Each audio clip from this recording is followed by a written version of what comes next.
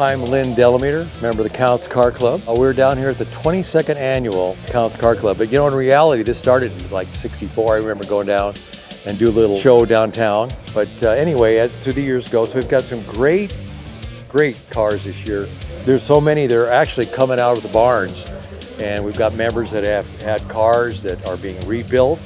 There's some cars here that have been gone for years but are making a comeback. This is the first year for our motorcycles. It's kind of cool. But because Black Hills Motorcycles has gone away with their show and we've taken it over.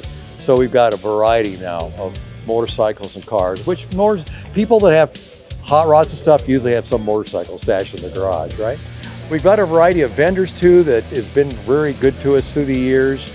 Battery people, tire people, as you can see. And the fun thing is, you know, we've had a lot of, Mustangs and hot rods, but there's some great old cars, meaning, Cadillacs and things like that that have come into play through the years. Along with that, there's what we call the rat rods, which are basically cars that guys build with parts that they have and drive them. Really bad on the paint. They get them all put together and they drive them. So it's really been a fun process through the years. And things change as people change as far as cars go. Everything is relative as old. And so now we see these kids that think a 1980 or 90 car is old, right? So we've got, different variety there. But it's going to be a great year, great show. And we just look forward to every year.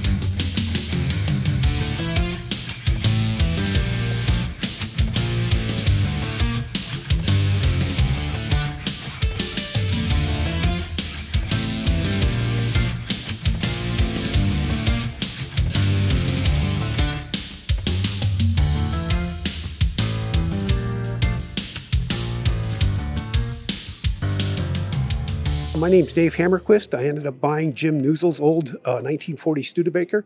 It was the last hot rod he built. The first one was the Jewel. I think that's on display in the Barnett Arena. But this was his last car. He finished it in about 1999, so it's been on the road for over 20 years. but it has a Gen 2 small block, kind of I believe it's a 1994 Corvette engine that was in the car, and 700R4 transmission, but it's built to be a road car. It has a Chrysler Cordoba front suspension, so he built it to go to, I believe, national meets throughout the U.S., so he built it for a long-distance driving car. In fact, I think they fixed the car up and drove down to California and back just a year or two before Jim died. So it's seen a lot of miles, but it's a nice riding car. It just floats down the highway nice as can be. I know that he found it in a field. He's got about 50 or 60 pictures of it under construction, and he built it in his one-car garage. And if you've ever been in his garage, it's pretty amazing how much stuff he had packed in with all that stuff and still had room to get a car in there. But there's a picture on one of the things of him sitting in the seat, and you can see the shelves of his garage in the background. So he just did a lot of work on this car. He did have it professionally painted and stuff, and the paint's held up well.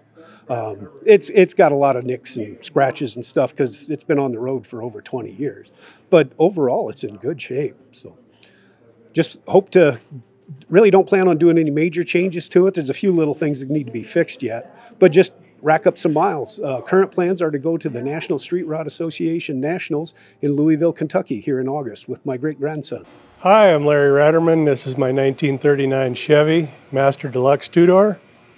Purchased this car about 2 years ago. I call it my COVID car because I was searching online for a street rod at the time, and did the searches on the internet and found this car in Ocala, Florida at a dealership.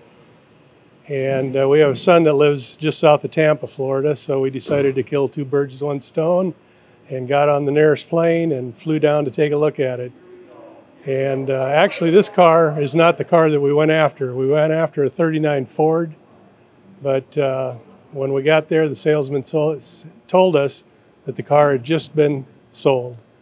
So he was a little upset that his manager had sold the car, and he says, "Oh, we have 80 other cars here." He says, "We'll find something that'll work for you." And they had this 39 setting just a couple of rows down, and I thought it was kind of a bait and switch deal.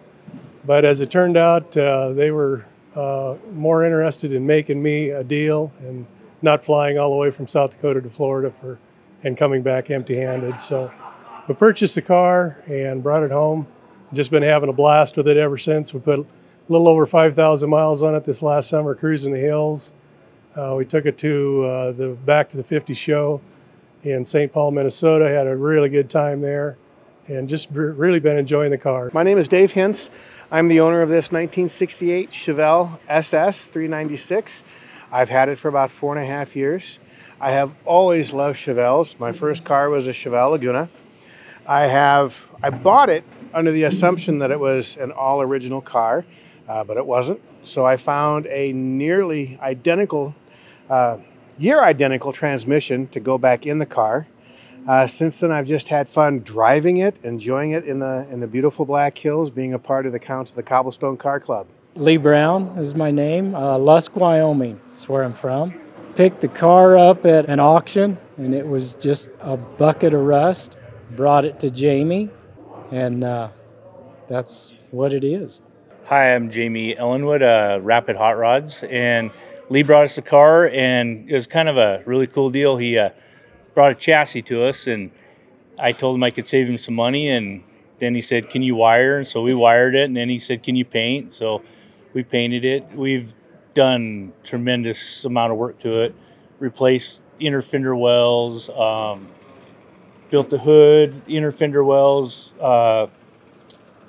recessed the firewall, put a Ford in a Ford.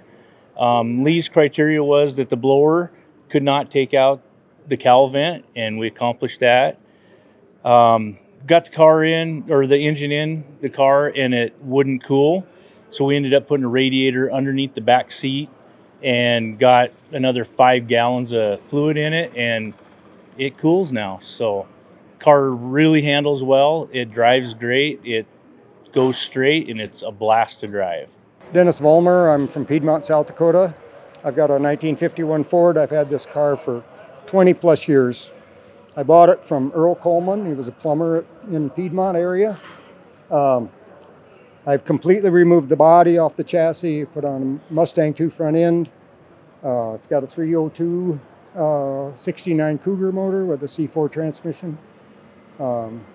It's of course all in bare metal now. It's getting ready for paint. We've replaced quarter panels. Everything was rusted out. The floor was rusted out. We repaired all that. It's all new underneath. It's got an 8-inch rear end out of a 75 Granada. All new springs. Everything's brand new. It should be a good driver. Looking forward to getting it finished so I can drive it. It starts and runs and drives now, but not good enough to put on the road. So yeah, I hope it'll be an exciting car. It's a lifetime of work. This is Wayne and Ann Andrews, and we're the proud owners of this 1988 Avanti convertible. It's a pretty unique car because they only made less than 300 of them total production. This is a silver anniversary model, which they only made 73 in the year of 1988, which this is one of those. We're real proud of the car. It's a very good handler. Avanti made this car to compete with the Mustang and the Corvette. And in 1963, when they come out with the first production, it set over 29 land speed records. So it was built for speed, and it handles well, and it runs good, and it's got all the power you want when you get into a car like this. My name is Chuck Canton. I'm from Rapid City, South Dakota. Originally from New York, if you can see here. It's a 69 Corvette Stingray, all original.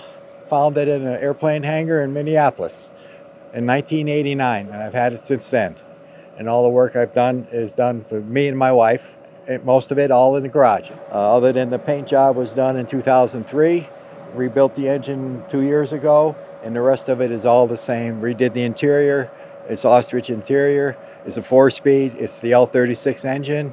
It's got MSD ignition, aluminum radiator, disc brakes, air conditioning, power steering, power brakes, the whole bit, everything. And Krager wheels and good old Mickey Thompson tires. I'm Tom Barrett. This is my truck. 1950 International. It's a model L130. I bought it from my wife's uncle. It was actually sitting in a corral, and the goats were running through it when I bought it. And I brought it back, and I did a restoration on it back in the early 80s, and I put the sleeper on it. I had the original motor and rear end and stuff under it. About 12 years later, then we upgraded it and I put it on a Chevrolet running gear. And at that time, we ended up putting a 5.9 Cummins motor in it with a 6-speed transmission. And then I built the tag axle for it. And then here this winter, we totally rebuilt the truck again, painted it all up nice and pretty, and did all the chrome work on it, rewired it, replumbed it, and my boys Casey and Cole helped me, and Bill Young is the fellow that painted it. It turned out really nice. We're quite pleased with it, and we do use the truck. I do ranch, and so we use it to haul cows, haul hay. We use it to pull our fifth wheel camper. So we have the truck out on the road quite often.